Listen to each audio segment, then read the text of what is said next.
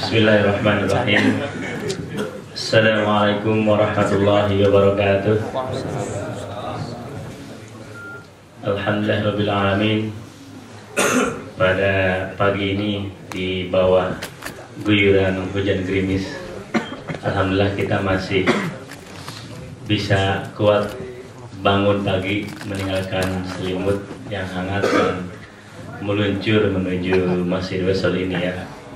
Saya bayangkan yang pertama datang itu Pak Juhana yang paling jauh ya, dari ujung Hyderabad sana sampai ke sini alhamdulillah. Mobilnya halal Pak. Karena mobilnya memang halal ya, jadi memang. Ada yang paling jauh ya? Oh iya ini Bangga yang paling jauh juga ya, lebih jauh lagi. Oh yang dari ujung Epping sana ya. Oh, okay. Mudah-mudahan termasuk salah satu dalam hadis Rasulullah SAW, man salaka thoriqan yaltamisu fihi ilman. Jadi barang siapa yang berjalan dengan tujuan yaltamisu fihi ilman, mencari ilmu, nanti kata Rasulullah SAW, sahalallahu bihi lahu thoriqan ilal jannah.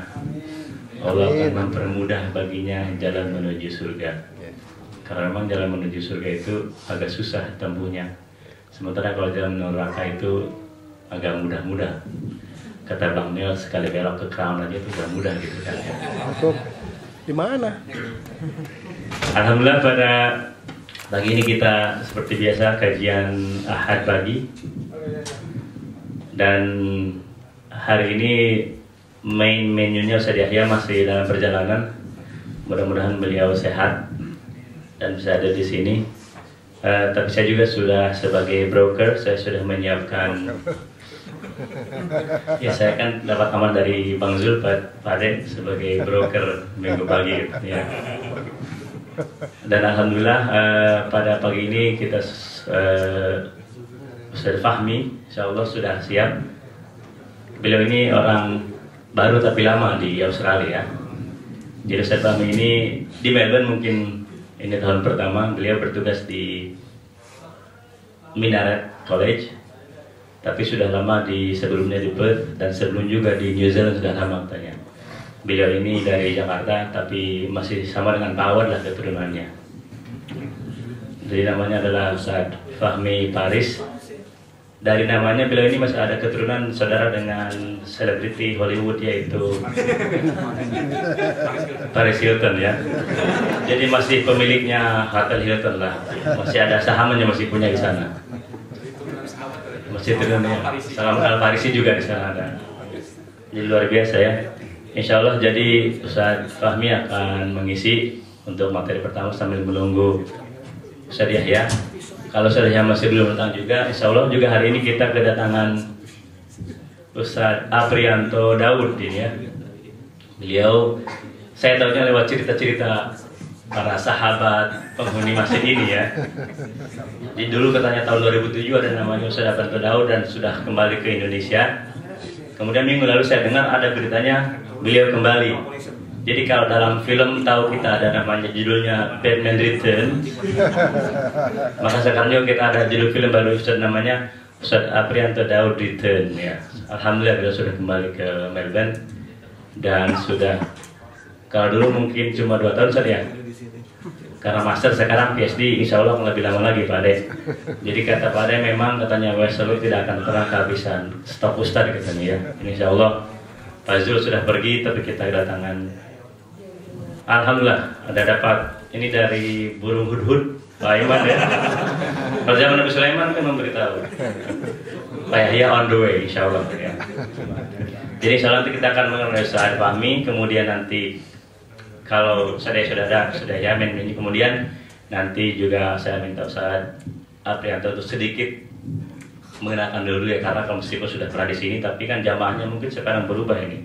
Saya juga baru ketemu sekarang ya, jadi mungkin jamaah-jamaah yang sudah sejak dulu kayak Pak Barja sudah tahu mungkin ya, tapi yang baru-baru kayak Pak Effendi, itu Pak Adi mungkin belum tahu siapa itu Ustaz Anto Daud ya. Perlu dites dulu Pak. Perlu dites dulu kata Pak Ade gitu.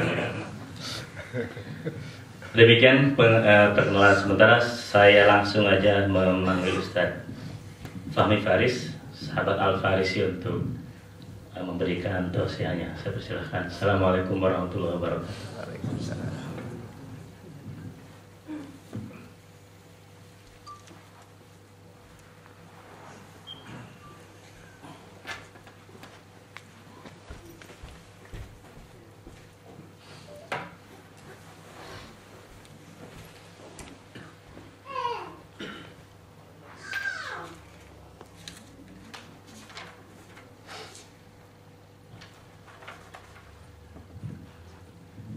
A'udzubillahiminasyaitonirrajim. Bismillahirrahmanirrahim.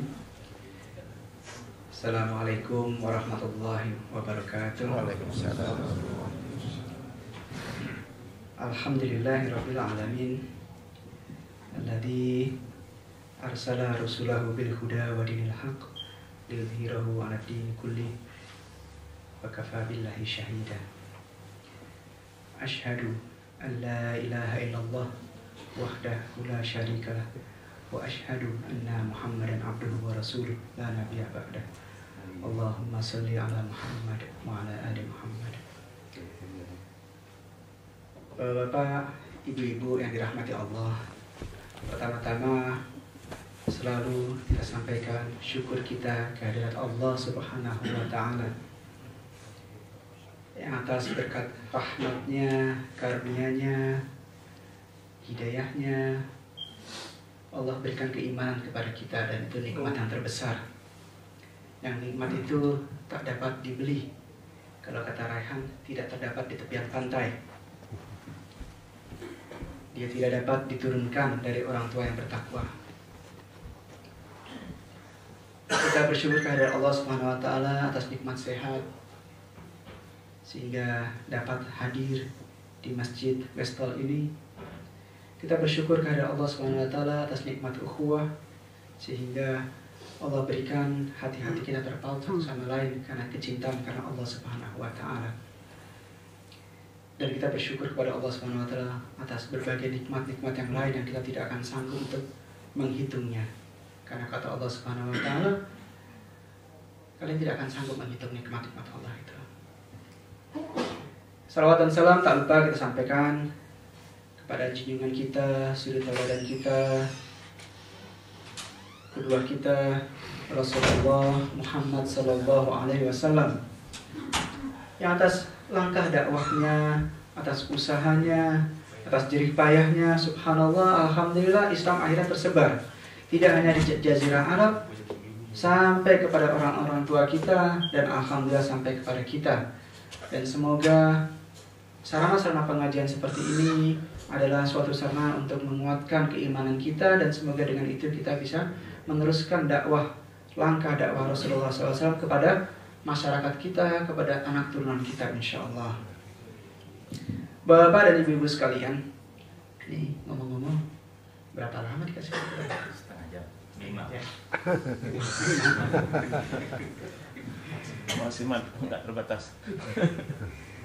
Insya Allah topik yang saya coba bawakan tadi alhamdulillah sudah diperkenalkan oleh Ustaz Abu, jadi nggak perlu memperkenalkan diri lebih banyak, walaupun tadi ada gapnya karena sebelum di New Zealand saya juga di Sydney selama kurang lebih 3 tahun, jadi perjalanan panjang, tapi alhamdulillah nyantolnya masih di Australia. Insya Allah kita akan bahas, saya akan coba sampaikan topik yang indah untuk dibicarakan, yaitu tentang cinta. Bahasa Inggrisnya apa? Love ya. Bahasa Arabnya mahabbah, cinta. Kalau kita membahas tentang cinta, topik tersebut memang topik yang tidak akan pernah habis untuk dibicarakan. Karena cinta itu ibaratnya semacam obor dalam kehidupan. Kalau seseorang itu nggak ada cinta, maka yang terjadi boring hidupnya. Kalau orang bekerja tapi nggak cinta dengan pekerjaannya, ya dia merasa monoton gitu aja. Ya. Kalau dalam hubungan keluarga tidak ada cinta, yang terjadi kering dalam hubungan keluarga itu. Dan dalam setiap aktivitas kita perlu mencintai apa yang kita lakukan, otherwise ya hambar.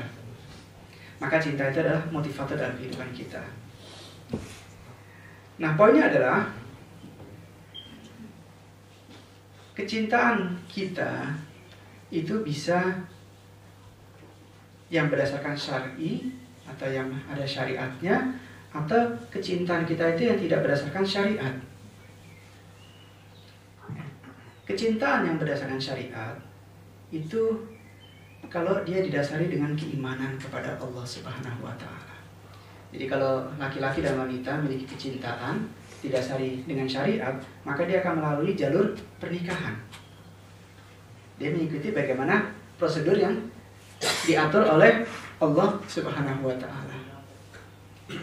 Seseorang mencintai harta, ya dia mengikuti jalur yang diatur oleh Allah Subhanahu wa Ta'ala, tidak menggunakan cara mencuri. Dan kecintaannya pun nanti akan tahu batasannya bagaimana, kapan kalau Allah sudah ambil. Allah bilang enggak, ini harta sudah harus diambil lagi, maka dia diinfakkan harta itu. Kita ingat bagaimana seorang sahabiat yang ketika anaknya meninggal dunia ketika suaminya sedang berangkat berjihad, maka ketika suaminya pulang, anaknya didiamkan di kamar. Pas suaminya datang, mana anak kita sedang tidur, sedang istirahat, katanya sedang istirahat, sedang tenang di kamar. Maka istri itu melayani suaminya 1 malam sampai selesai. Sudah tenang, baru dia bertanya kepada suaminya, bagaimana pendapatmu kalau misalnya kita dipinjemin barang, terus diminta sama yang punya, boleh nggak kita tahan-tahan? Ya nggak boleh, harus dipulangin, kata suami. Maka sang istri pun melanjutkan, sebenarnya Allah SWT telah memberikan amanah kepada kita, anak, dan Allah telah mengambilnya. Wah, ke suaminya, waduh, nggak bilang dari kemarin. Tapi sampai marah, sampai diadukan kepada Rasulullah SAW. Tapi Rasulullah SAW menyatakan itu berkah. Bagaimana subhanallah amalnya seorang istri itu, dan subhanallah dari hubungan malam itu sampai Allah karuniai anak yang banyak dan alim-alim semua. Nanti tanyakan rujukannya kepada Ustadz Yahya. Bapak dan ibu sekalian, disitulah mengapa Allah Subhanahu Wa Taala diungkapkan di surat Ali Imran ayat 14. Allah mengungkapkan bahwa dijadikan indah pandangan, ya. Kita lihat sebentar di surat Ali Imran ayat 14. Zayyina lin-nasi hubbus syahawat. Bismillahirrahmanirrahim. Zayyina lin-nasi hubbus syahawat minan nisa'i wal banina wal qanatir muqantarati minal dhahabi wal fiddati wal khayl musawwamati wal an'ami wal harth. Dzalika mata'ul hayatid dunya wallahu 'indahu husnul ma'ab. Jadi cinta kepada harta-harta itu enggak dilarang ternyata. Karena memang Allah jadikan fitrah kita memang suka dengan hal-hal seperti itu. Allah katakan di Ali Imran ayat 14, dijadikan terasa indah dalam pandangan manusia. Jadi indah rasanya, suka dia. Apa itu? Cinta terhadap apa yang diinginkan. Berupa perempuan-perempuan, anak-anak. Ada yang kalau pulang tuh kalian anaknya lagi lari-lari ngejar bapaknya, pulang seneng gitu, capek-capeknya hilang gitu. Harta benda yang bertumpuk, wow, subhanallah, dengan bentuk emas dan perak, kuda pilihan, ya, mungkin kalau sini mungkin kendaraan yang bagaimana gitu. Hewan ternak dan sawah ladang, itulah kesenangan hidup di dunia, dan di sisi Allah tempat kembali yang baik. Maka Allah lanjutkan di ayat 15, Qul a'unabbi'ukum bi khairin min dzalikum lilladzina taqaw inda rabbihim jannatun tajri min tahtiha al-anharu khalidina fiha wa azwajun mutahharatun wa ridwanun minallah wallahu basirum bil ibad. Katakanlah, maukah aku kabarkan kepadamu apa yang lebih baik dari yang demikian itu, dari yang indah-indah tadi itu? Mau nggak dikasih yang lebih baik lagi? Bagi mereka yang bertakwa, tersedia di sisi Allah, tersedia di sisi Tuhan mereka surga-surga yang mengalir di bawahnya sungai-sungai. Mereka kekal di dalamnya, dan pasangan-pasangan yang suci serta ridha Allah, dan Allah Maha melihat hamba-hambanya. Jadi subhanallah, cinta itu dikasih, kita tuh suka dengan yang indah-indah itu diizinkan oleh Allah Subhanahu Wa Taala. Tetapi tinggal bagaimana kita mengontrolnya, bagaimana kita mengatur desire ini, nggak dilepas begitu aja. Jadi isu yang menjadi perhatian kita itu adalah Islam tidak pernah melarang kita untuk mencintai keindahan-keindahan apa yang ada di dunia ini.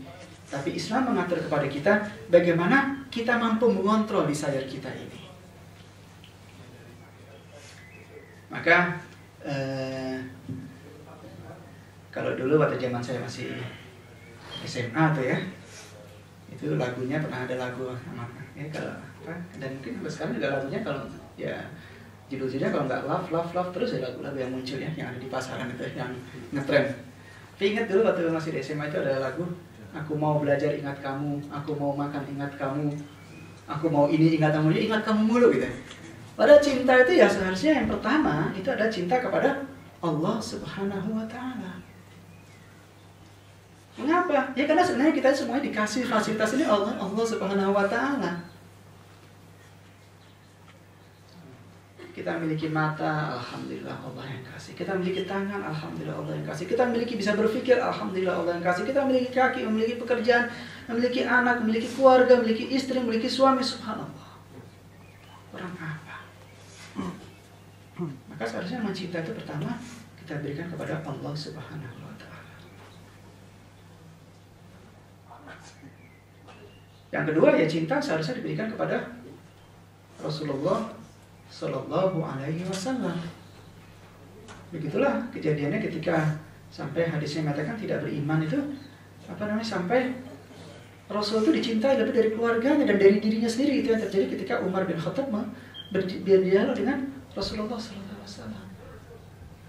Sekarang baru kamu beriman ya Umar.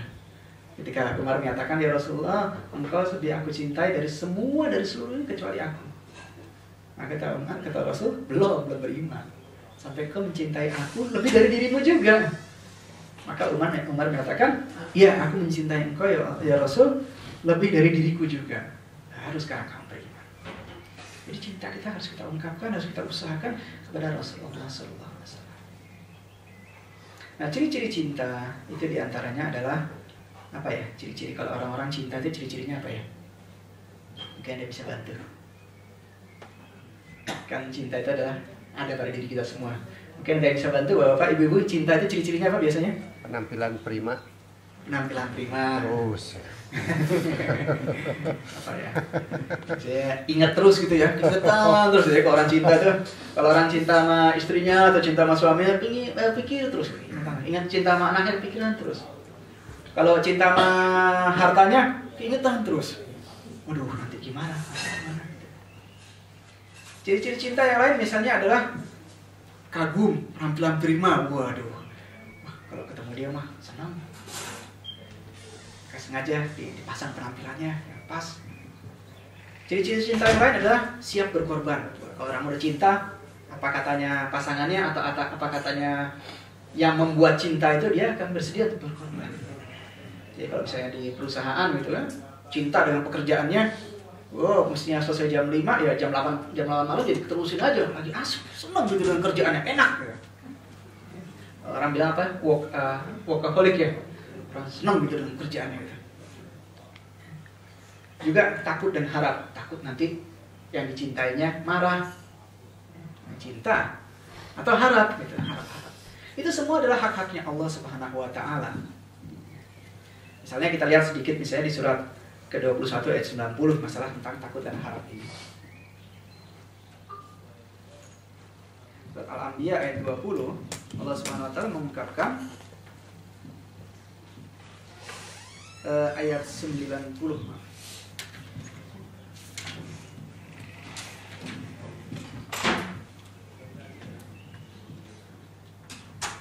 A'udzubillahi minasyaitonir rajim. Fastajabna lahu وَوَهَبْنَا لَهُ يَحْيَى وَأَصْلَحْنَا لَهُ زَوْجَهُ إِنَّهُمْ كَانُوا يُسَارِعُونَ فِي الْخَيْرَاتِ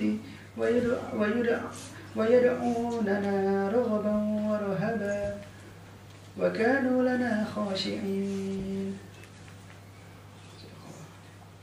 Maka kami kabulkan doanya dan kami anugerahkan kepadanya Yahya. Ini kisahnya Nabi Zakaria yang memohon kepada Allah Subhanahu wa Ta'ala. Maka kami kabulkan doanya dan kami anugerahkan kepadanya Yahya, dan kami jadikan istrinya dapat mengandung. Sungguh mereka, keluarga Zakaria ini, sungguh mereka selalu bersegera dalam mengerjakan kebaikan, dan mereka berdoa kepada kami dengan penuh harap dan cemas, dan mereka orang-orang yang khusyuk kepada kami. Ya, di antara ciri cinta yang lain adalah takut dan cemas, takut kalau nggak dapat, ya, dan harap. Mudah-mudahan dapat, mudah-mudahan bisa. Itu adalah ciri cinta. Dan di antara ciri-ciri cinta yang lain adalah adanya ketaatan kepada Allah Subhanahu wa taala atau ketaatan kepada yang dicintainya. Orang kalau cinta sama istri cinta sama suaminya, ya taat dia sama suaminya. Atau kebalikannya, kalau suami cinta sama istrinya, dia taat sama istrinya.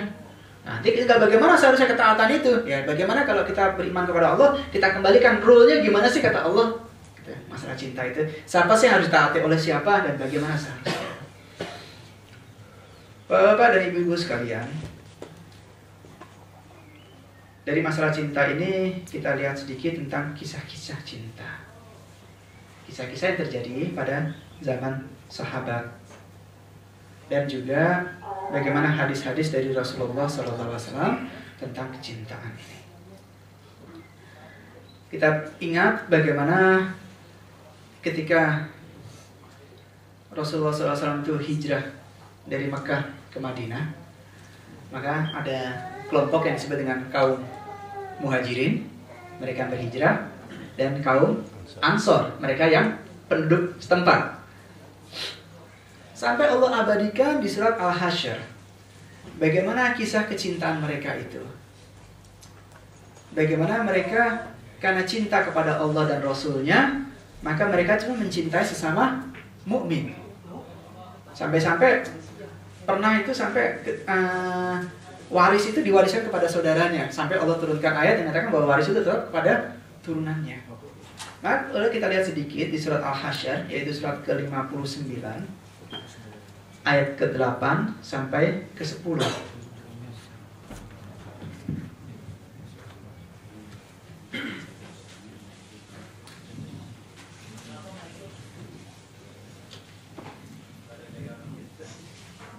Allah ungkapkan di sini di surat Al-Hasyr ayat ke-8 sampai ayat ke-10. Saya bacakan artinya ya. Kejadian ada dari ayat ke-9 ya. Dan orang-orang Ansor yang telah menempati kota Madinah dan telah beriman sebelum kedatangan orang-orang Muhajirin, mereka mencintai orang yang berhijrah ke tempat mereka. Jadi penduduk setempat itu mencintai orang yang datang, padahal nggak kenal. Saudara juga kagak, temenan juga sebelumnya enggak. Tetapi karena ada ikatan keimanan, mereka mencintai orang-orang Muhajirin ini.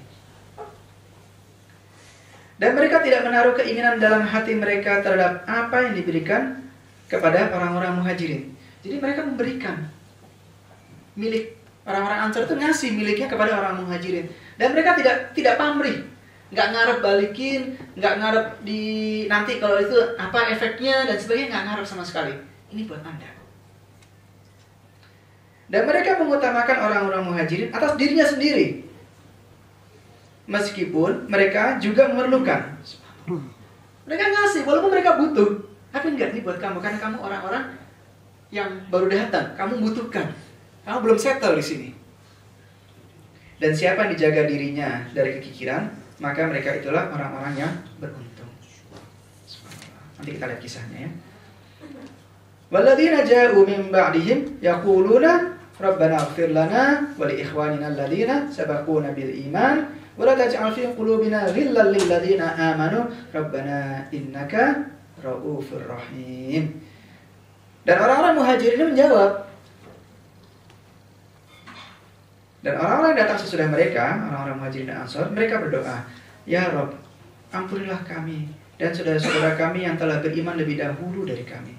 Dan janganlah engkau tanamkan kedengkian dalam hati kami terhadap orang-orang yang beriman. Ya Rabb, sungguh engkau maha penyantun lagi maha penyayang.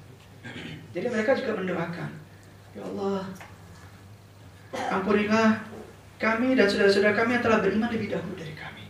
Mereka generasi-generasi awal. Ya, dikisahkan bagaimana Sa'ad bin Rabi dan Abdurrahman bin Auf. Sa'ad bin Rabi ini orang Ansor, penduduk setempat, penduduk Madinah, dan Abdurrahman bin Auf ini orang Muhajirin.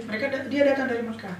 Ketika Rasulullah SAW persaudarakan sepasang demi sepasang, maka Sa'ad bin Rabi mengungkapkan kepada Abdurrahman bin Auf, sesungguhnya aku ini termasuk orang berada di kota ini. Maka aku punya harta banyak, aku punya kebun 2, kamu ambil 1. Bahkan sampai-sampai aku punya istri 2. Kamu lihat mana yang kamu mau, saya akan ceraikan. Sesudah habis masa iddahnya, kamu nikahi dia. Dan orang muhajirinnya juga tahu diri, gitu.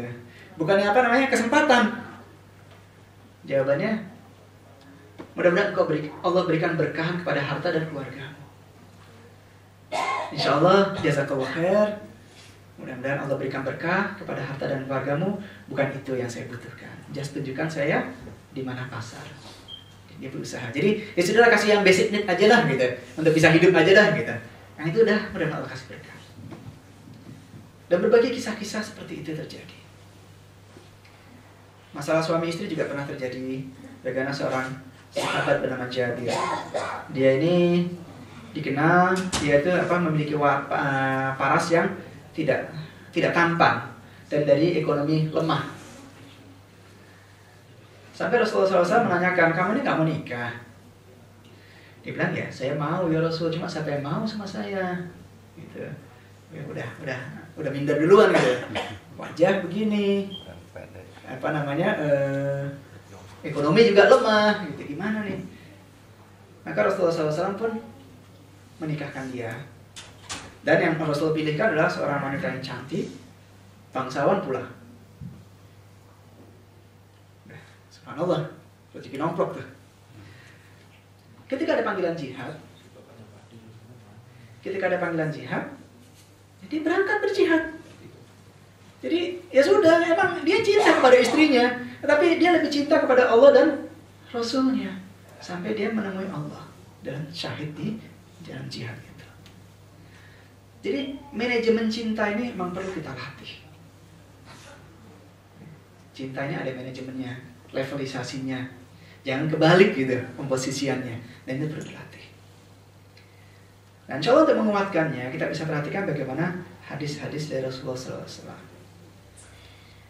Di antaranya tentang naungan dari Allah Subhanahu Wa Taala nanti di hari kiamat, di mana tidak ada naungan selain naungan Allah itu. Dan itu diberikan kepada 7 golongan. Salah satunya adalah mereka yang mencintai karena Allah. Ya, di hadisnya riwayat Muslim, sesungguhnya Allah Subhanahu Wa Taala pada hari kiamat berfirman, di manakah orang yang mencintai karena keagunganku? Pada hari ini aku menaungi di hari yang tiada naungan melainkan keagunganku. Jadi kalau kita ingin insya Allah mendapatkan naungan Allah di hari yang tidak ada naungan selain naungan Allah, marilah kita mencoba mencintai karena Allah Subhanahu Wa Taala. Di dalam hadis qudsi Allah Subhanahu Wa Taala berfirman, pasti mendapatkan cintaku orang-orang yang mencintai karena aku, saling mengunjungi karena aku, saling memberi karena aku, pasti mendapatkan cintanya Allah. Dan juga masalah tentang 3 perkara yang barang siapa memilikinya akan dapat merasakan manisnya iman. Ya, kalau kita ingin merasakan manisnya iman, kita lakukan 3 perkara ini, yaitu cinta kepada Allah dan Rasulnya melebihi cinta kepada selain keduanya. Cinta kepada seseorang karena Allah. Benci kepada kekafiran sebagaimana ia tidak mau dicampakkan ke dalam api neraka. Hadis riwayat Bukhari dan Muslim. Demikianlah Bapak dan Ibu-ibu sekalian tentang cinta ini. Dan semoga pembahasan hari ini bisa memberikan nasihat buat diri saya pribadi. Bagaimana seharusnya kita mengatur cinta ini. Ketika ada panggilan untuk sholat, ketika ada panggilan untuk belajar, kita ada seseorang membutuhkan bantuan, ketika ada hal-hal yang bagaimana bisa menambah cinta, menambah dekat kita kepada Allah, maka seharusnya kita lebih bersegera. Ya. Bahkan sampai Allah Subhanahu Wa Taala mengungkapkan di hadis Arba'in yang ke-40 itu Allah ungkapkan subhanallah di hadis yang ke-38, hadis yang panjang, sarana-sarana untuk mendekatkan diri kepada Allah. Ini adalah perlu kita perhatikan. Gimana caranya supaya kita tuh bisa semakin cinta kepada Allah. Kalau tadi kan manajemen cinta, kita seharusnya memposisikan Allah Subhanahu wa taala sebagai nomor 1, number 1-nya dalam kecintaan kita. Tapi gimana caranya? Gitu. Ini kan teoritisnya, perlu aplikatifnya. Gimana caranya? Supaya kita bisa mengejar sehingga kita tuh bisa menjadikan Allah itu sebagai number 1 di tengah berbagai aktivitas.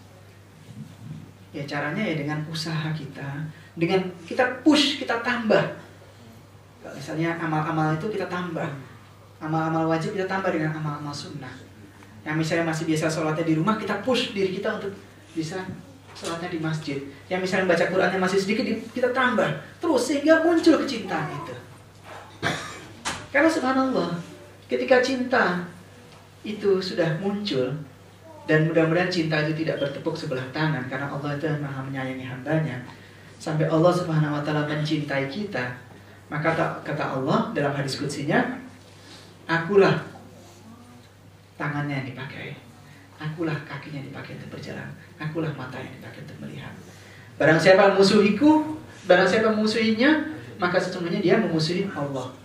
Barang siapa membenci, barang siapa yang berperang kepadanya, maka sesungguhnya dia berperang kepada Allah.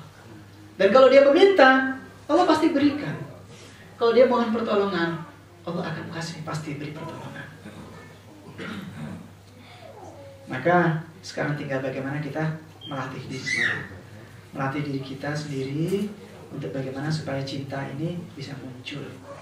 Bagaimana kita bisa mendekatkan diri kepada Allah Subhanahu wa taala, melatih dan setiap aktivitas kita atur mana cinta yang seharusnya kita dahulukan. Mohon maaf atas segala kekhilafan dan kesalahan. Kalau ada yang benar itu datangnya dari Allah Subhanahu wa taala, dan semoga Allah bukakan hidayah kepada kita untuk mampu menerimanya. Dan kalau ada kesalahan itu datangnya dari saya pribadi, saya mohon maaf atas segala kekhilafan. Wabillahi taufiq wal hidayah. Assalamualaikum warahmatullahi wabarakatuh.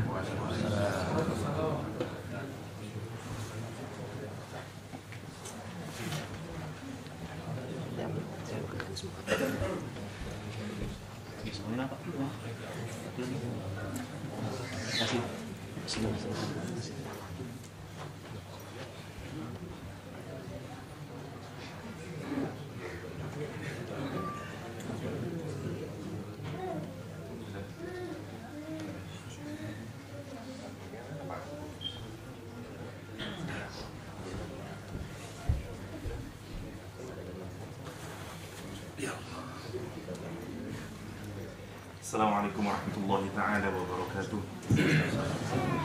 Alhamdulillah, nahmaduhu wa nasta'inuhu wa nastaghfiruhu wa na'udhu billahi min shururi anfusina wa sayyiati a'malina. Man yahdihillahu fala mudilla lahu wa man yudlil fala hadiya lahu. Asyhadu an la ilaha illallah wahdahu la syarika lahu wa asyhadu anna Muhammadan 'abduhu wa rasuluhu alladzi ballagha ar-risalah wa adda al-amanah wa nasaha al-ummah wa jahada fi sabilihi haqqa jihadih. Ikhwatal iman, azzakumullah, para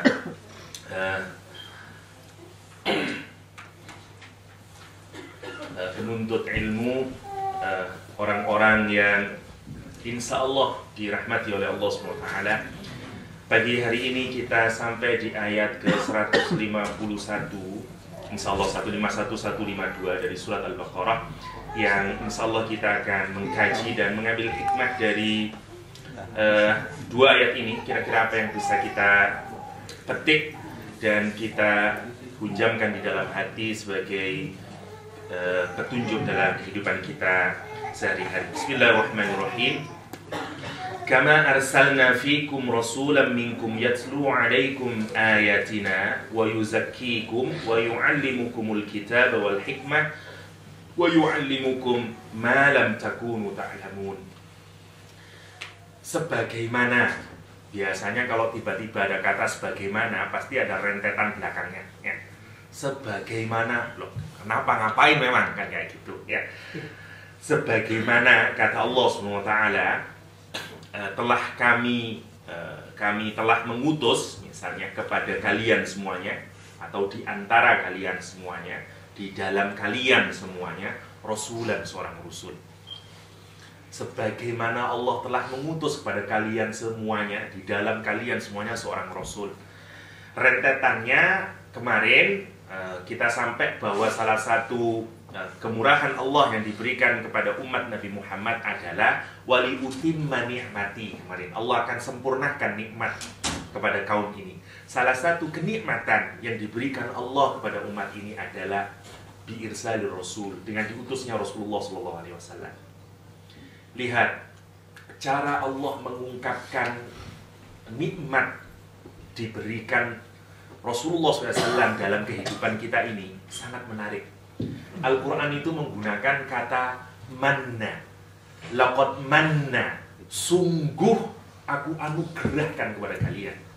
Rasul itu seperti, kalau kita renungkan, itu seperti apa? Kebahagiaan tertinggi yang diberikan Allah kepada manusia, umat Nabi Muhammad SAW. Gak ada melebihi kebahagiaan daripada memiliki seorang nabi, seorang pemberi petunjuk sebagaimana Rasulullah SAW. Ya, dia lebih dari sekedar muallim, seorang guru kita, ayah kita, dan segala macamnya Rasulullah SAW. Karena itu dalam tadi Pak Fahmi, saya tidak paham Pak Fahmi. Ya, meskipun sudah namanya Fahmi, tapi tidak paham ini. Nggak apa-apa. Ya. Makanya dalam urusan cinta Rasulullah SAW harus nomor satu ya, setelah Allah SWT tentu saja. Allah dan Rasulullah harus nomor satu. Tetapi yang menarik, kecenderungan orang itu kalau hanya mencintai Allah SWT atau dia submit kepada something di luar dirinya, dari bukan jenisnya, itu pun masih punya kemudahan. Orang itu kalau susah, kalau dianggap sama dengan kita, tetapi kita harus tunduk sama orang itu. Itu kan berat. Kenapa? Karena masing-masing dari kita memiliki ego. Dan ini nanti yang penting. Pernah dengar enggak misalnya ada kelompok within Islam, misalnya ingkarul hadis. Misalnya kelompok yang enggak mau hadis, karena itu kan dari Muhammad. Itu udah Al-Quran, itu kan interpretasi misalnya. Karena itu bagian dari innate nature semua manusia itu, kita ini tidak mau tunduk kok sama siapapun saja sebenarnya. Siapa yang mau tunduk sama orang lain? Tidak ada yang mau sebenarnya. Jauh di belakang ini memang itu siapa? Dan segala macam. Kita ini masing-masing punya ego. Untuk tunduk kepada Rasulullah SAW itu butuh perjuangan yang menarik. Dan ini nanti yang menarik. Kenapa? Karena juga faktor yang membuat orang taat tunduk pada Rasulullah pertama kali adalah justru orang yang paling banyak bergaul dengan Rasulullah SAW. Padahal karakter manusia itu dia tidak mau tunduk sama orang lain. Tidak mau tunduk sama orang lain ya. Ini yang menarik kalau mau kita renungkan nanti, bahwa salah satu yang pertama yang harus kita sadari adalah nikmat. Salah satu nikmat terbesar yang dimiliki oleh orang Islam adalah kita diberi nabi. Dan nabi itu yang membuat cemburu siapapun saja. Dari seluruh 124.000 nabi yang diutus oleh Allah ke dunia ini, yang paling the best itu adalah Rasulullah SAW. Maka apapun yang berkaitan dengan manusia yang paling paripurna itu pasti terbaik. Umatnya terbaik, murid-muridnya terbaik, dan segala macamnya. Lihat pertama, Rasul itu dalam Islam tidak hanya berposisi sebagai seorang nabi. Kalau istri-istri nabi itu dianggap dalam Islam, kita harus nyebutnya sebagai ummahatul mukminin, ibu-ibunya orang mukmin. Itu secara mafhumnya adalah bahwa Rasulullah itu sebenarnya siapa? Bapaknya orang mukminin, kan kayak gitu. Wong istrinya ummahatul mukminin. Hubungan ibu dan bapak itu hubungan spesial. Seakan-akan seperti hubungan emosional. Kita sama Nabi itu jangan hanya sekedar seperti hubungan yang tidak ada bekas emosionalnya. Kalau bapak saya dicemooh oleh orang, ya saya emosional dong. Wong itu bapak saya. Ada emosi ada emotional attachment di dalam hati itu. Hubungan sama Nabi itu harus punya itu, harus ada emotional attachment-nya dalam hati. Ya. Gak hanya sekedar ya saya taat, harus ada itunya juga. Karena itu bagian dari kecintaan. Bagian dari kecintaan. Dan subhanallah, orang yang dididik oleh Rasulullah SAW, yang disentuh dengan tangan sucinya Rasulullah SAW, subhanallah. Tadi cerita Ummu Sulaim, jadi saya tertarik lagi anaknya Ummu Sulaim yang lainnya. Ya, Ummu Sulaim adalah ibunya Anas bin Malik. Ya. Punya suami yang pertama namanya Malik yang kufur. Ya. Saya sering cerita karena salah satu kesukaan saya adalah Ummu Sulaim ini, perempuan yang subhanallah ya. Yang tidak kepencut dengan harta. Nah, perempuan yang tidak matre itu Ummu Sulaim. Ummu Sulaim tidak matre. Lah, Ummu Sulaim ini punya anak yang paling terkenal kita, sahabat Rasul yang paling terkenal dari putranya Ummu Sulaim adalah Anas bin Malik. Putranya Malik. Ada adiknya Anas bin Malik yang tidak kalah hebatnya dari Anas bin Malik. Namanya Barok bin Malik. Ya, namanya Barok bin Malik. Ini sama hebatnya. Kalau Anas ini sudah menjadi khodim Rasulullah, pembantu Rasulullah sejak umur 10 tahun. Ya.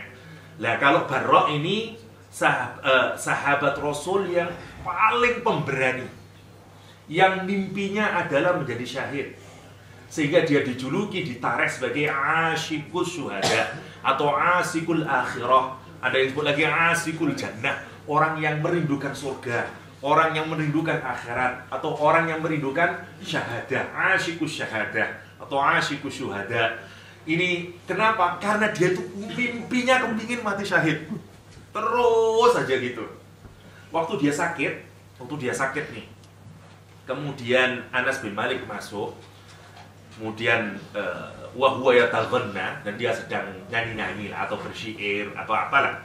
Terus ditanyain, Allah sudah menggantikanmu dengan yang baik. Karena biasanya ikut perang aja, tidak ada perang yang missing dari Barok bin Malik ini. Kemudian dia bilang, sungguh kata Barok, tidak ada yang mengharamkanku dari meraih ini syahid di jalan Allah SWT, kecuali Allah mengharamkan bagi diriku. Maksudnya, kalaupun aku sakit kayak apapun, aku akan perang. Aku akan ikut perang dengan Rasulullah SAW. Dia semua ikut perang. Alhasil, satu peperangan yang dia, banyak peperangan terakhir, yang diperkirakan, menurut Al-Barok, dia akan menjemput syahidnya di perang ini. Yaitu perang melawan Musailamah Al-Kadzab dan tentaranya. Ya.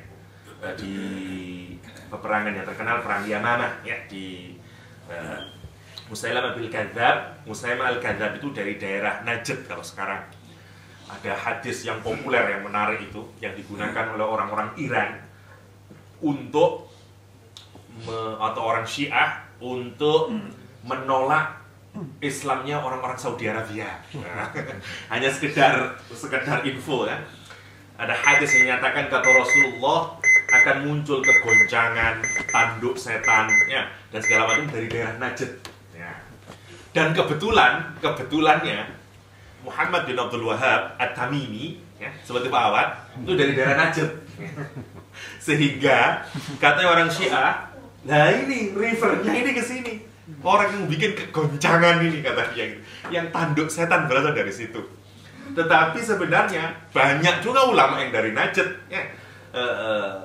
Apalagi misalnya karena dulu itu ceritanya Saudi Arabia itu setelah ini, saya cerita lama, setelah pasca sahabat dan segala macam, zaman Daulah Khilafah Utsmaniyah ya, di masa Utsmani, Mekah itu selalu dipegang dari keturunan Bani Hashim.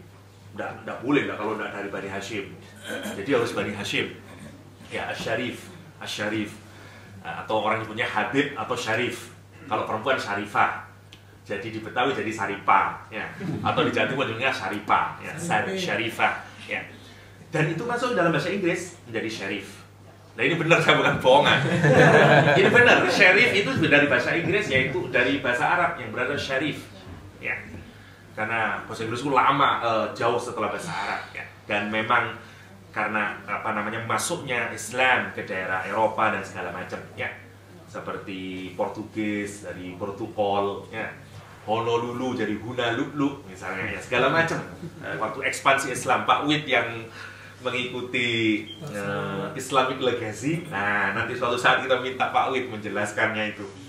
hebatnya bagaimana pengaruh Islam termasuk dalam aspek kebahasaan terhadap dunia Islam, sumbangsih Islam terhadap peradaban. Kemana tadi kok? Makkah itu dulu oleh pemerintah Daulah Utsmaniyah selalu diberikan kepada Bani Hashim. Ya, misalnya Syarif Hussein itu memimpin dari keluarganya dia itu 700-an tahun dia memimpin Makkah. Ya, tanah haram itu. Secara otoritatif dia di bawah under khalifah, tapi rulernya pada tingkat lokal adalah dari Bani Hashim. Ya. Lah, baru awal itu nanti ketika ya ini pinternya Inggris itu memang. Jadi begitu saya kenapa cerita ke sini? Nggak malah nanggung ini udah. Begitu orang-orang Eropa ini, terutama Pak Prancis dan Inggris berusaha untuk mengabolis khilafah, salah satu caranya adalah menumbuhkan semangat nasionalisme, kedaerahan, kesukuan, dan juga usaha untuk kan orang Turki lebih hebatan orang Arab dan segala macam, asobianya ditimbulkan dan segala macam, sehingga memang Inggris awal-awalnya ini pinternya, orang Islam ini susahnya kita ini paling kesusah dari kita adalah kebersatuan. Ya. Syarif ini dibujuk gampangnya oleh Inggris untuk misah dari Turki Utsmani, gampangannya begitu, misalnya pisahlah. Tetapi kemudian mau dikontrol dan kemudian mengklaim dari Syarif itu sudah mengklaim pertama menjadi khalifah. Jadi begitu Turki hancur, dia klaim saya sekarang khalifah, dan itu tidak disetujui oleh Inggris. Kenapa? Karena orang itu kalau mengkontrol Makkah Madinah itu cepat benar-benar jadi khalifah beneran nanti. Dan berarti kan saya ngancurin sini jadi, tidak dapat apa-apa saya, kata Inggris. Sehingga yang kedua adalah dia manfaatin lagi, merangin lagi dengan keluarga Saud yang sekarang menjadi keluarga Saudi Arabia itu, ya. Judul Hijaz. Jadi Saudi kemudian dibantu lagi oleh Inggris dan kemudian melawan Syarif, merebut Makkah Madinah, ya, dan kemudian jadilah pada tahun 33 kalau saya nggak tahu, jadilah Saudi Arabia sebagaimana yang itu, ya. Sehingga sekarang sudah bukan dari Hashim lagi, ya. Nah, nanti Imam Mahdi dari keturunan Nabi lagi, berarti ya kira-kira dari Hashimiyah lagi. Wallahu a'lam siapa dia. Nah, apakah Gun-Gun Syihabuddin? Ya. Syihabnya sama ya? Syihabnya sama. Gun-Gunnya itu yang harus dirubah itu. Yang nggak jadi kures ini. Ya. Itu yang mahal itu. Yang mahal jadi situ, Pak, ya. Ini yang menarik, satu bahwa Rasulullah SAW adalah anugerah, dan itu yang harus disadarkan pertama kali bagi kita, bagi anak-anak kita. Dia anugerah terbesar dalam hidup kita. Menjadi apa kita kalau tidak ada Rasulullah SAW? Tidak hanya hidup di dunia ini, bahkan nanti di akhirat. Tidak ada orang yang memberikan syafaat kecuali Rasulullah SAW. Tidak ada orang yang cintanya mati-matian kepada kita melebihi Rasulullah SAW. Tidak ada orang yang care kecuali Rasulullah SAW dibanding siapapun saja. Dan itu yang harus menjadi kesadaran pertama. Karena itu Allah menyebut itu nikmat.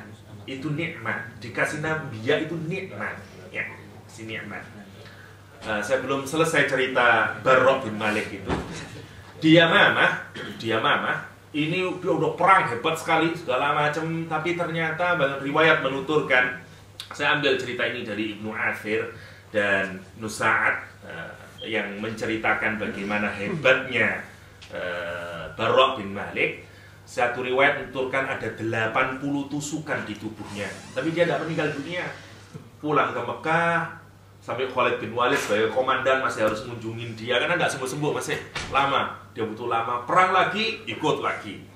Waktu perang melawan Persia, untuk menyelamatkan kakaknya, dia harus megang besi yang sangat panas, sehingga begitu dipegang tulangnya udah kelihatan dua-duanya, tapi tidak mati lagi. Sampai dia kapan matinya, kira-kira itu yang merindukan surga. Ikut perang lagi, begitu tentara Persia begitu sangat besar, ada ketakutan sedikit di hatinya orang Islam. Lah, Barra ini selain terkenal dengan ucapannya yang membangkitkan semangat sehingga orang ingat lagi kata Barra, tidak ada yang kita tuju ini sekarang itu di surga. Madinah itu sudah tidak ada. Kalau kita kalah, kita juga tidak kembali ke Madinah. Jangan ingat-ingat lagi Madinah. Ingat surga Allah SWT. Kira-kira kayak begitu. Terbuka lagi. Dan suatu saat, begitu tentara muslim ini kira-kira kayaknya susah menang, ada seseorang meng-approach Barra bin Malik dan menyatakan, ya Barra, aku masih ingat Rasulullah berkata, kam min dha'ifin mustad'afin, kata Rasulullah. Betapa banyak orang yang lemah, orang yang tidak memiliki apa-apa, orang yang kakinya kotor, rambutnya lusuh dan segala macam.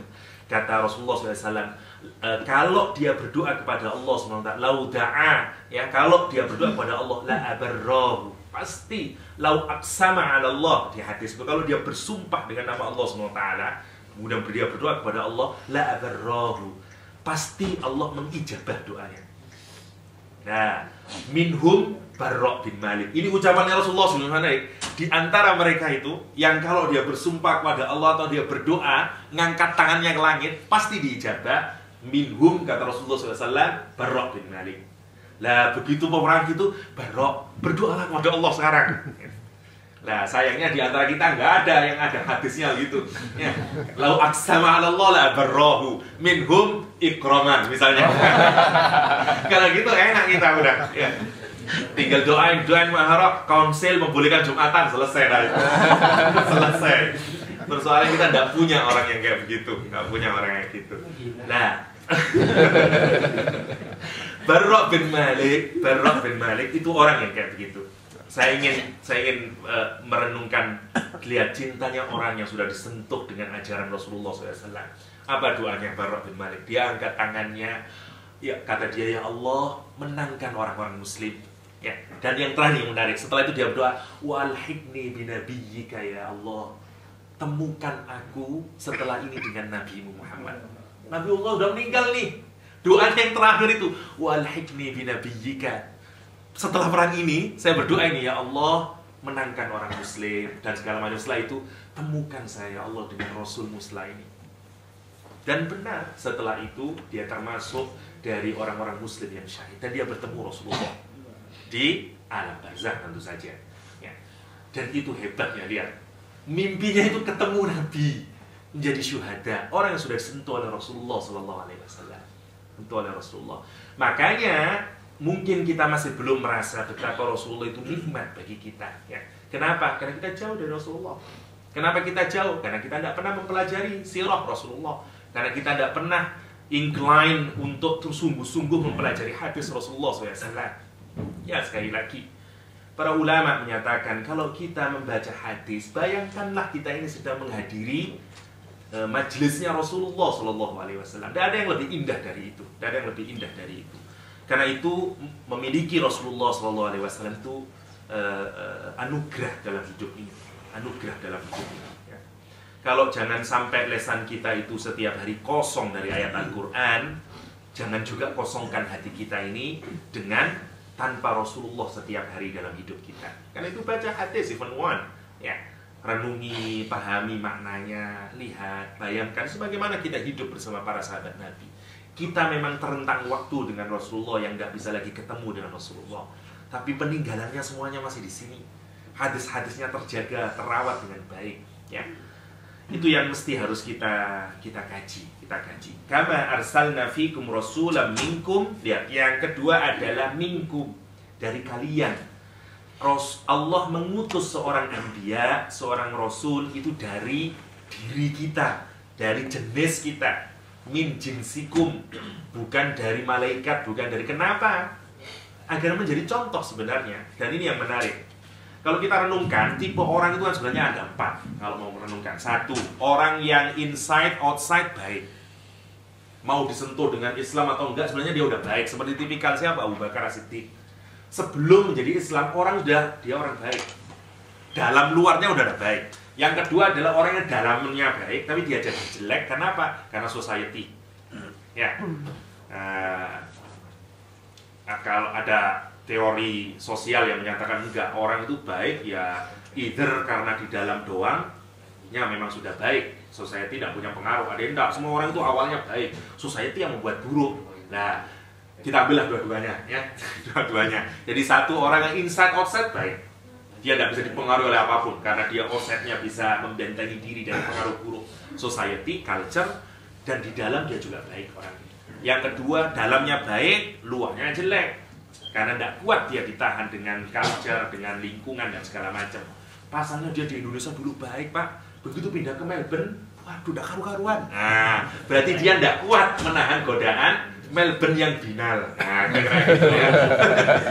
Dan yang ketiga adalah orang yang dalamnya baik, dalamnya jelek, tapi menjadi baik karena culture. Ketahuan nanti. Ya, ketahuan nanti.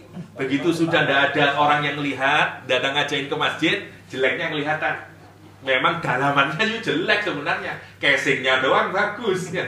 Casingnya iPhone, dalamannya Cina misalnya.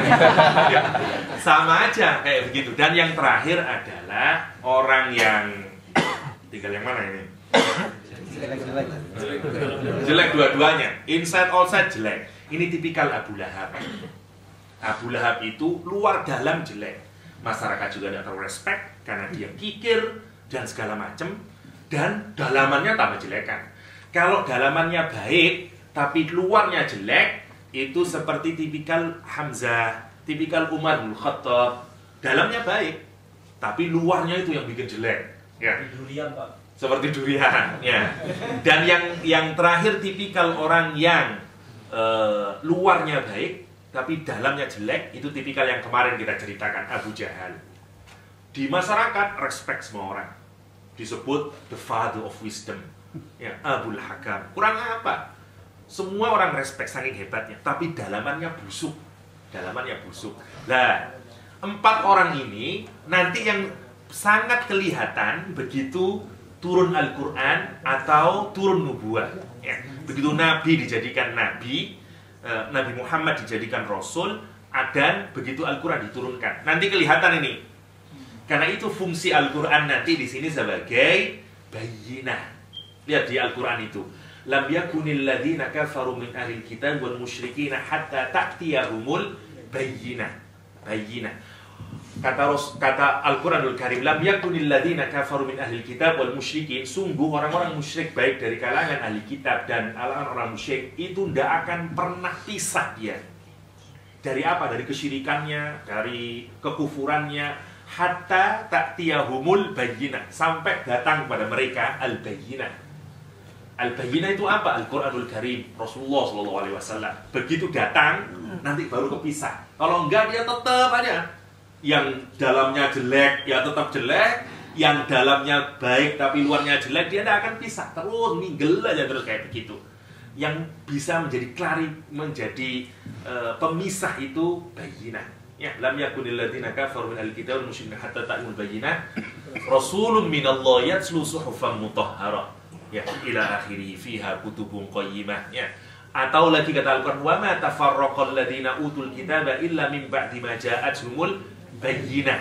Ya. Atau orang ahli kitab juga sama, dia tidak akan firaq, tidak akan juga pisah, ya, dari semua kesirikannya, kesalahannya sampai datang Al-Qur'anul Karim. Ya, Al-Qur'anul Karim. Ini saking powerfulnya Al-Quranul Karim. Dia obat. Dan kalau kita renungkanlah lebih dalam. Tidak ada peradaban itu atau culture yang bisa dirubah oleh sebuah buku. Benar-benar dia dirubah karena sebuah bacaan. Tidak ada melebihi Al-Quranul Karim. Apalah, kalau mau direnungkan perubahannya masyarakat Barat itu sebenarnya karena apa sih? Benar enggak orang itu bisa dirubah karena Bible? Nggak ada. Nggak ada cerminan. Carilah mana kota yang paling banyak penganut agamanya, benarkah memang dia berubah baik budayanya segala macamnya karena kitab suci? Hampir nggak ada efek yang paling besar melebihi efek Al-Quranul Karim. Apa yang membuat orang pagan Arab menjadi orang mulia kalau bukan Al-Quranul Karim? Karena itu memang menakutkan Al-Quran itu, menakutkan Al-Quranul Karim karena dia bisa mentransform orang dari darkness kepada light. Ya, ini yang menarik dari Al-Quranul Karim. Yatslu alaikum ayatina wa yuzakkikum wa yu'allimukumul kitab wal hikmah wa yu'allimukum ma lam takunu ta'lamun. Saya akan baca dulu, kasih nanti lama lagi. Yadhkuru ta'ala ibadahul mu'minin. Allah SWT mengingatkan, ya, hamba-hambanya orang-orang yang mukminin, ma'an'ama bihi alaihim, apa saja yang sudah dikaruniakan kepada Allah atas mereka.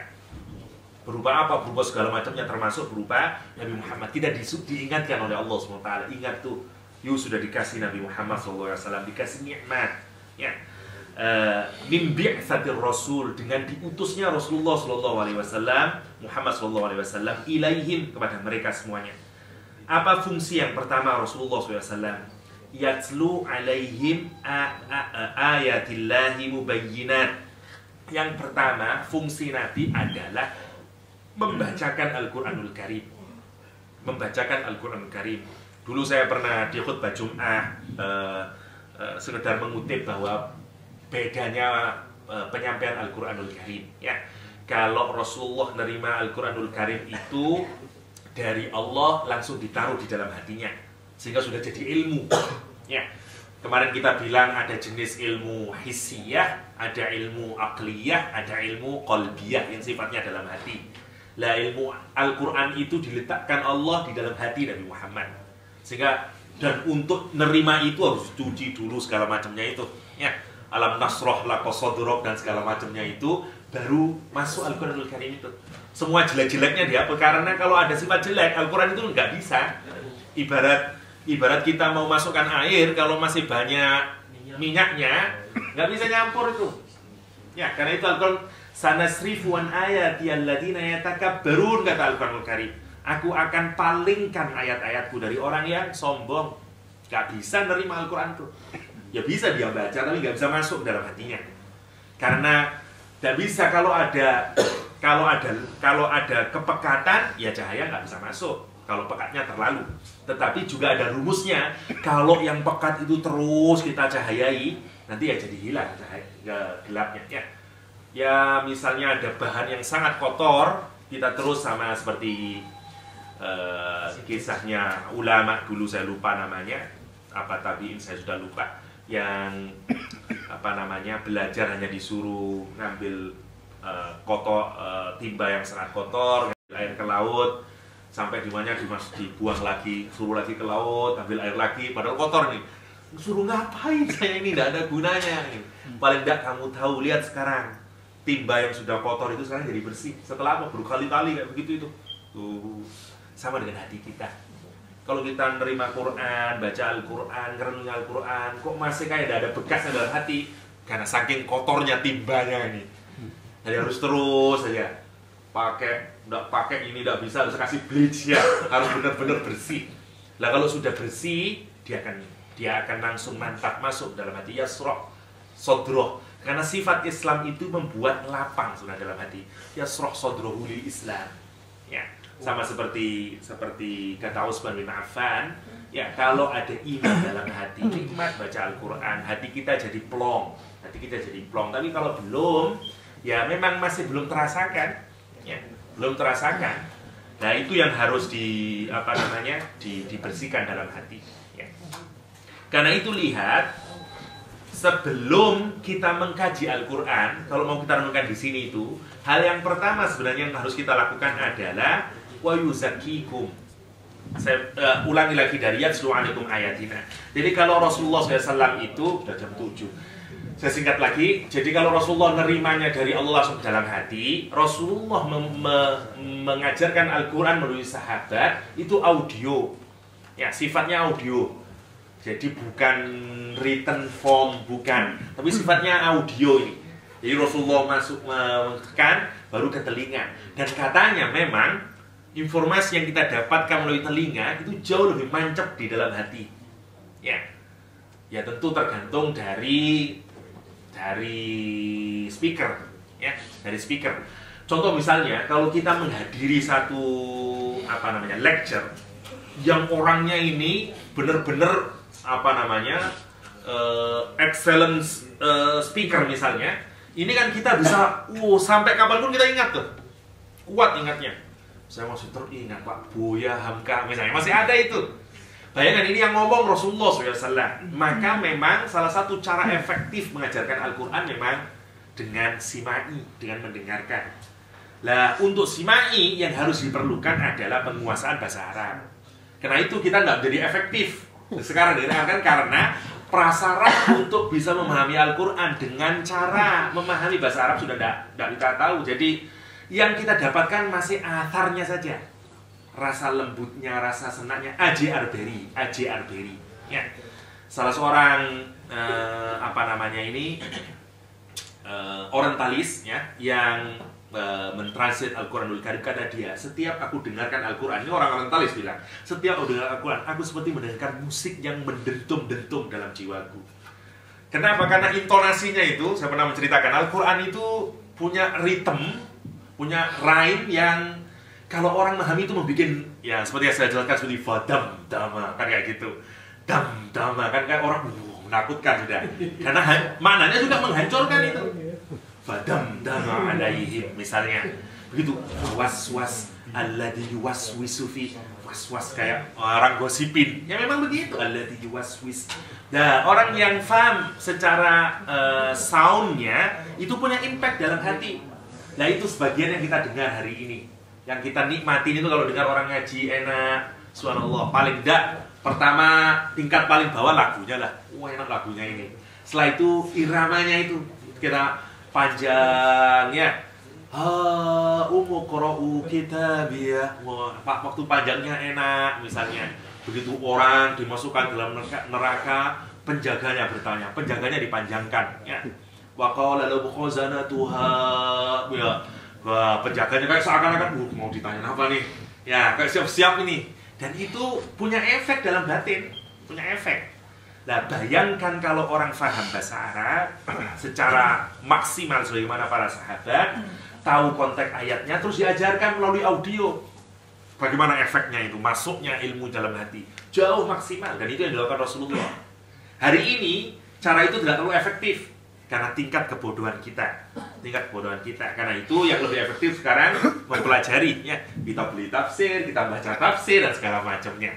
Kalau dulu itu langsung. Ya. Dan itu terus dijelaskan oleh Rasulullah SAW. Tapi maksud saya, audio tidak bisa digantikan. Itu tetap penting fungsinya untuk mempelajari Al-Quran secara audio. Ya. Dengarkan Al-Quran. Sesekali itu bisa ngerembes dalam jiwa. Lihat, cukup untuk Umar bin Khattab mendengarkan Toha, itu sudah bisa. Ya tadi timba kotornya Umar bin Khattab sudah habis tuh. Kenapa? Karena memang dalamannya baik dia. Casingnya saja jelek. Casingnya jelek, tapi dalamnya baik Umar bin Khattab itu. Yang susah kan casingnya baik, dalamnya jelek, itu yang susah itu. Itu yang berat itu. Kayaknya orang baik, Pak, ternyata serigala kan gitu ya. Serigala itu perempuan, Pak, ya, serigala.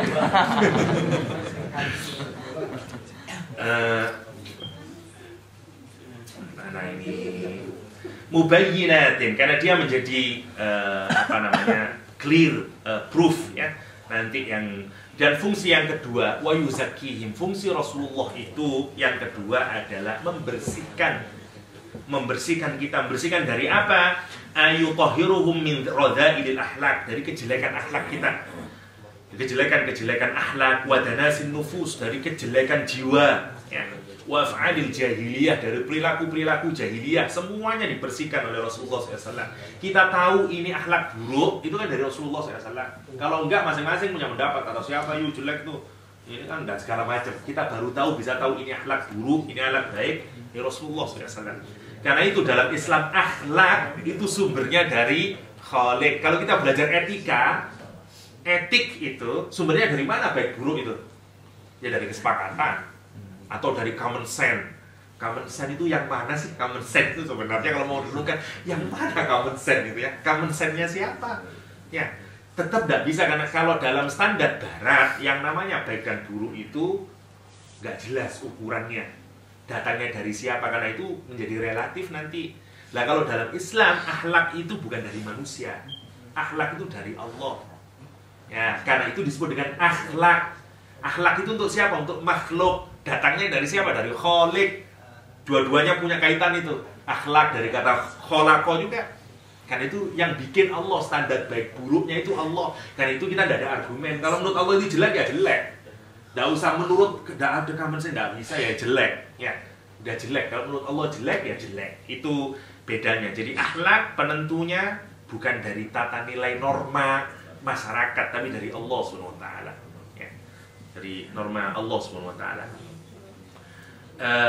Allah membersihkan kita semuanya dari baik yang ada dalam jiwa, sikap kita dengan kehadiran Rasulullah SAW, sehingga kita tahu mana beda yang baik dan buruk. Wa yukhrijuhum minadh-dhulumati ilan nur, dan Nabi Muhammad itu mengeluarkan kita semuanya ini dari kezaliman dan pada cahaya. Allah mengeluarkan kita melalui Rasulullah SAW, melalui Al-Quranul Karim, dari kepekatan kepada cahaya. Wa yu'allimuhumul kitab, dan mengajarkan Alkitab ini, ya. Wa huwa Al-Quran, yakni Al-Quran, wal hikmah wa hiya as-sunnah, yaitu sunnah Rasulullah SAW. Kalau saya Mutawalli Sya'rawi memahami hikmah tidak hanya sebagai sunnah, tapi lebih kepada orientasi baik dan buruk. Tapi kalau kitab itu orientasi kepada perintah dan larangan, kata dia. Dua-duanya diberikan di dalam Islam. Wa yu'allimuhum ma lam yakunu ya'lamun, dan mengajarkan apa yang kalian tidak akan bisa ketahui, yakni Al-Quranul Karim, kecuali melalui wahyu. Karena tanpa wahyu tidak mungkin kita, ya. Tidak mungkin kita punya pengetahuan spiritual kecuali melalui Al-Quranul Karim. Ya, karena itu dia menjadi standar. Kalau apapun orang mendapatkan sesuatu yang something spiritual, standarnya adalah wahyu. Misalnya mimpi. Kalau mimpinya bertentangan dengan Al-Quran, ya pasti salah. Meskipun ini something spiritual, ya tetap salah. Karena harus Al-Quran yang didahulukan. Misalnya mimpi, Yasinnya itu apalah Al-Quranul Karim, terus tambahannya begini-begini, kita mimpi ketemu siapalah Abdullah bin Mas'ud misalnya, ya tetap salah. Standarnya adalah tetap pada Al-Quran, karena dia yang tertinggi. Saya tingkat saja sampai titik. Fakanu fil jahiliyah al-juhala yusfahuna bil qawl farawan taqilu barakati risalati wa yamunu safarati ila halil awliya. Kata Ibnu Katsir, bagaimana kemudian orang-orang yang bodoh ini, yang tidak mengerti ucapan yang baik, kemudian dipindahkan oleh Allah sampai pada posisi menjadi kekasih-kekasih Allah SWT, menjadi aulia Allah, hanya karena Rasulullah SAW. Dia dirubah, jadi di make over, ya, benar-benar dirubah oleh Allah ini, umat orang-orang Quraisy, ya, orang-orang Arab dulu dengan kehadiran Rasul dan Al-Quranul Karim. Wasajayal ulama fasaru a'maqan nas ilman, misalnya, dan bagaimana orang yang terbodoh dari kalangan mereka tiba-tiba menjadi orang yang alim, ahli ilmu, wa aqallahum takallufan, yang paling dimudahkan taklifnya, ya, kita umat Muhammad, wa asdaqahum lahjah, yang paling dibenarkan, yang paling bagus lahjahnya, ucapannya melalui Al-Quranul Karim, ya. Wa qala ta'ala laqad manna Allah 'alal mu'minina idh ba'atsa fihim rasulan fi anfusihim yatlu 'alaihim ayatihi wa yuzakkihim ila akhirih. Jadi simpelnya, saya tidak bisa bacakan semuanya. Simpelnya tugas Rasulullah SAW pada kita adalah, yang bisa kita ambil hikmah adalah satu, Al-Quran harus tetap kita nikmati, sadari bahwa Rasulullah SAW adalah anugerah dalam hidup. Karena itu persis bagaimana orang yang sikapi, mengapresiasi something very precious, tentu akan dia seriusi. Ya, kalau kita punya sesuatu yang istimewa, kita jaga dia, kita terus keep in touch dengan dia dan segala macamnya. Ini yang pertama. Yang kedua, fungsi Rasul adalah membacakan ayat Al-Quran. Karena itu, terus lakukan itu, tilawah terhadap Al-Quran, dengarkan Al-Quranul Karim. Dan yang ketiga, yuzakihim. Cara yang paling efektif kalau kita mau mendapatkan hikmah, mendapatkan tadabbur dari Al-Quranul Karim, bersihkan dulu hati kita, ya. Buang semua penyakit-penyakit hati dan segala macam. Itu cara paling efektif untuk memahami Al-Quran, memahami Al-Quranul Karim. Tafhimul Quran mulailah dari tazkiyah, melalui tazkiyah, atau barengi dengan tazkiyah, ya. Orang ngafalin Quran tetap maksiat, insya Allah lupa-lupa terus, kan kayak begitu, ya. Karena memang harus dibarengi dengan tazkiyah. Tazkiyah baru taklim, ya. Atau, ya Pak, gimana kalau kita nggak bisa tazkiyah? Apakah bisa juga taklim juga menghasilkan tazkiyah? Tapi kalau rentetan yang terbaik sebenarnya ada tazkiyah dulu, baru taklim. Wa yu'allimuhumul kitab wal hikmah, ya, mengajarkan Al-Quran dan hikmah. Wa yu'allimukum ma lam takunu ta'lamun. Itu saja yang bisa saya sharingkan.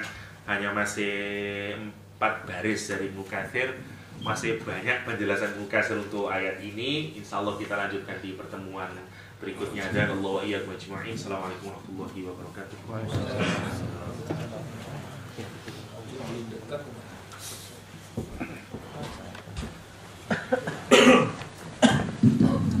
Terima kasih Ustaz Yahya. Demikian tadi tafsir, kajian tafsir sebagai main menunya, dan juga sebelumnya tadi Ustaz Fahmi dengan kajian tentang cinta ya.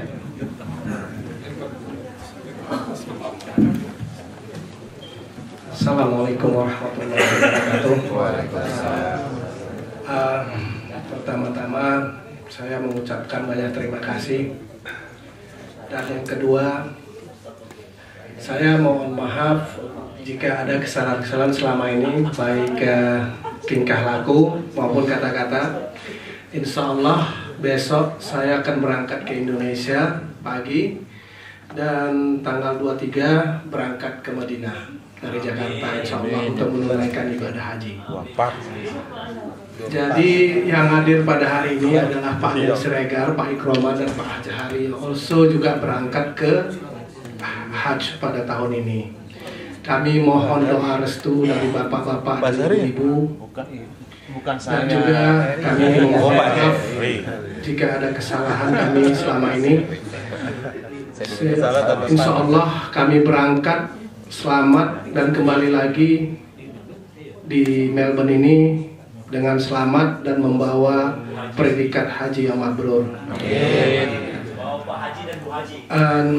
Selepas peninggal kami, saya, Pak Yahya, dan yang lainnya, teman-teman, insya Allah kegiatan ini terus berjalan. Jangan hanya ada Pak Yahya Jarami, kalaupun tidak ada Pak Yahya, innamal a'malu binniyatnya, kita datang kemari adalah tolabul ilmi. Ya, jangan nasi uduk, jangan niatnya nasi uduk nih pagi. Mohon maaf lagi nih. Oke, hanya itu aja. Insya Allah. Aiman dijadwalin. Hanya itu aja yang dapat saya sampaikan pada pagi hari ini. Dan sekali lagi terima kasih banyak, jazakumullah khair atas kebaikan bapak-bapak dan ibu-ibu. Semoga Allah membalas kebaikan dan amal ibadah bapak-bapak dan ibu-ibu selama ini. Amin ya rabbal alamin.